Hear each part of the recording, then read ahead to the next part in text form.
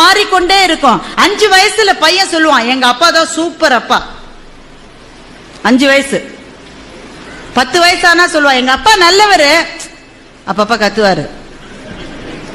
15 வயசுல சொல்லுவான், அம்மாவை கூப்பிட்டு, உன் வீட்டுக்காரர்கிட்ட சொல்லிடுமா, அப்பப்ப என் ரூட்ல வராரு, மரியாதையா இருக்காரு. 20 வயசானா பையன் சொல்லுவான், எப்படிமா எப்படிமா இந்த ஆளை போய் நீ கல்யாணம் பண்ணிட்ட? அப்படின்னா பையனுக்கு 20 வயசுன்னு அர்த்தம். 30 வயசானா பையன் சொல்றான், சார் நான் எங்க அப்பாவோட பேசுறது இல்லை சார், நான் என்ன செஞ்சாலும் தப்புங்கிறார் சார், அவரோட நான் பேசுறது. அப்படின்னா பையனுக்கு எவ்வளவு வயசு? 30 வயசு.